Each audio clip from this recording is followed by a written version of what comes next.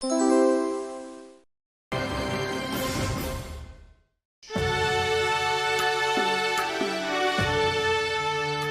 अजय विजय, आ जाओ, खाना खा लो वरना ठंडा हो जाएगा।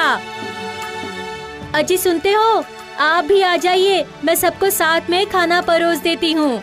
आप बैठिए, गर्मा गर्म पूरियाँ बनाती हूँ। क्या बात है, आज गर्मा गर्म पूड़िया, वो भी मांस के साथ। मुझे सोचकर ही मुंह में पानी आ रहा है। ओ भाई, जल्दी से हाथ धो ले, हम लोग भी खाना खा लेते हैं। चल। मेरा हाथ धोना हो गया है, तुम लोग जल्दी आओ, मैं बैठ रहा हूँ।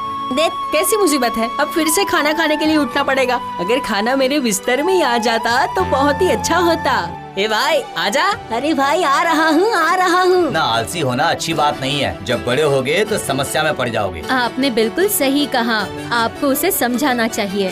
3 दिनों से यही चल रहा है, स्कूल भी नहीं जा रहा है, बस सुबह उठता है, खाना खाता है, फिर सो जाता है और दिन भर सिर्फ खाना सोना यही चलता है। स्कूल जाकर मैं क्या हाथी घोड़ा लूंगा, और खाने की क्या कमी है मुझे घर में? हाँ? अरे बेटा, ये क्या बोल रहे हो तुम? तुम्हारे पिताजी दिन रात काम करते रहते हैं, परिश्रम करते रहते हैं ताकि हमें खाना मिल सके। अगर तुम ऐसा करोगे तो कैसा चलेगा बेटा? तुम्हारे बड़े भाई विजय को देखो, स्कूल से आते ही मेरे लिए खाना खेत में लेकर आता है, मेरे काम में मदद करता है। पिताजी, माँ, अभी ये बहुत छोटा है, जब बड़ा हो जाएगा तब अपने आप समझ जाएगा। अभी उसे खाना खाने दो। देखो ना, अभी फिर से नींद आ रही है उसे। हाँ, तुमने सही कहा। ठीक है, मुझे पूरी और मांस दे दो, मैं जल्दी से खा के सो जाता हूँ।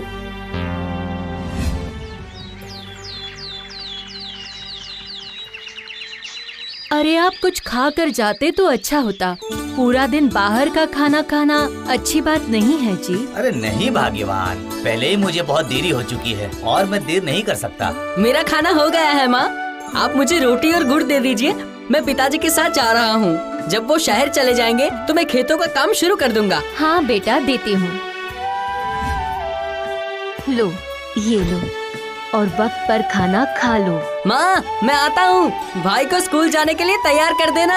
हाँ, नहीं तो उसको स्कूल जाने में देरी हो जाएगी। हाँ ठीक है, अपना ख्याल रखना। अच्छा, ठीक से जाइएगा, अपना ख्याल रखिएगा।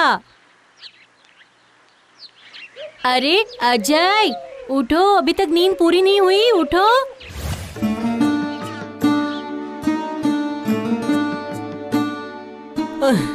आज इतनी धूप है कि मैं थक गया। मैं पेड़ के नीचे जाकर आराम कर लेता हूँ।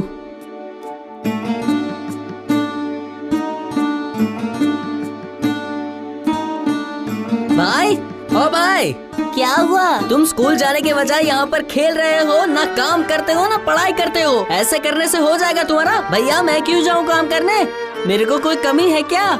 मैं तुम्हारे जितना बुद्धू नहीं हूँ जो ऐसे खाने के लिए मर जाऊंगा। तू अभी जो बोल रहा है वो बड़ा होके पता चलेगा। हाँ, बड़ा होने के बाद मैं काम करने के लिए काम वाले आदमी रख लूंगा, समझे? हाँ, तुम तो ऐसे करते करते ही मर जाओगे। मैं तो खेलने जा रहा हूँ, तुम यहीं पे बैठे रहो। इसमें कब जाने अकल आएगी, कौन जाने।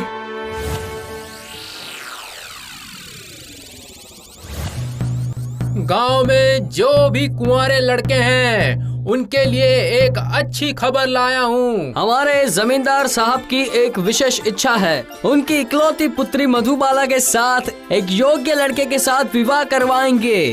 तो सुनिए उनकी क्या क्या शर्तें हैं। जो कोई भी शादी करना चाहते हैं वो जमींदार के घर कल सुबह पहुँच जाएं।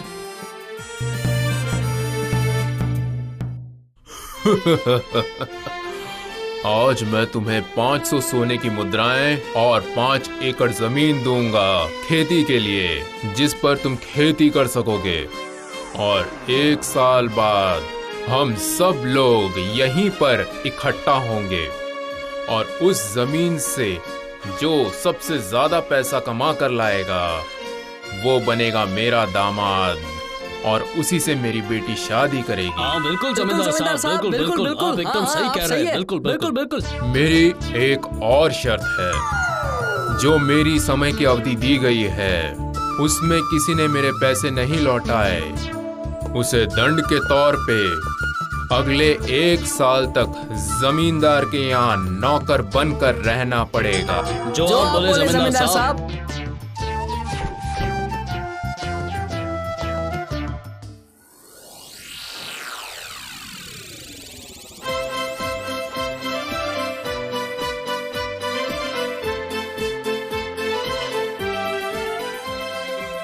जिंदगी में पहली बार एक साथ इतनी सारी सोने की मुद्राएं देखी हैं। कुछ सोचा क्या करेंगे भैया? हाँ, पहले कुछ मुद्राओं को खर्च करके मैं जमीन लूंगा और बाकी बचेगी उसकी मैं ऊंट और बैल लूंगा और पूरे साल में अच्छे से मेहनत करके खेती करूंगा। उससे मैं बहुत ज्यादा रोजगार कर पाऊंगा। आप तो बेवकूफ के बेवकूफ ही रहेंगे। पता है मैं क्या करूंगा? क्या करोगे?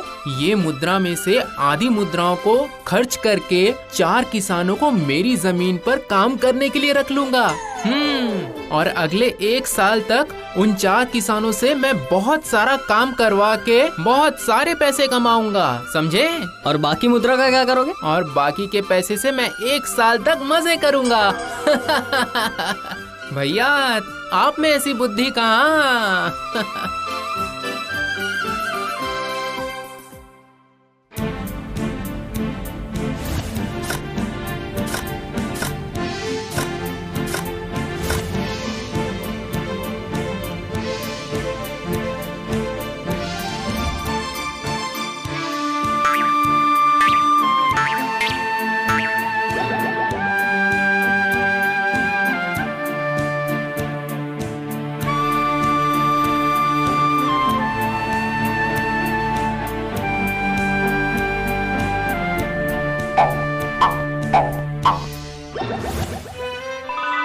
बहुत मेहनत करके मैंने ये धन जमा किया है।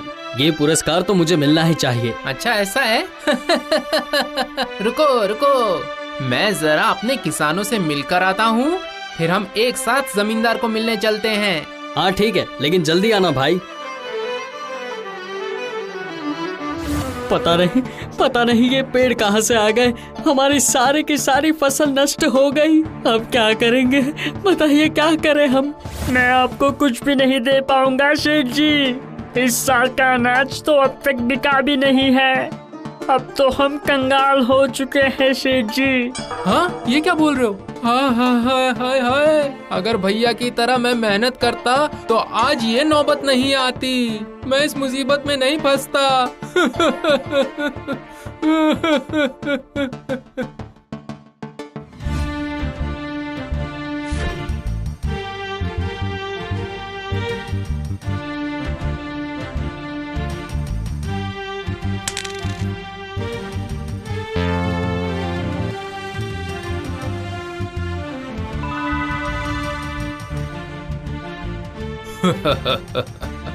मैं आज अति प्रसन्नता के साथ अपनी बेटी मधुबाला की विवाह की घोषणा विजय के साथ करता हूँ। विजय अपनी मेहनत और बुद्धि के बल पर इस परीक्षा में वो पास हो गया, यही उसका इनाम है।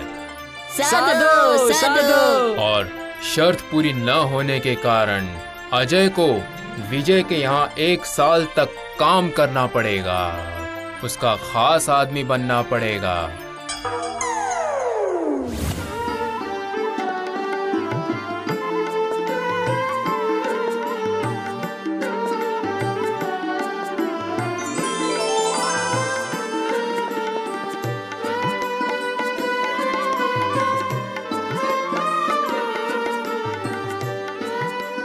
तुम्हें बचपन से ही मैंने समझाया था, सोने से कोई लाभ नहीं होता है। उस समय समझ जाते तो आज ये दिन नहीं आता।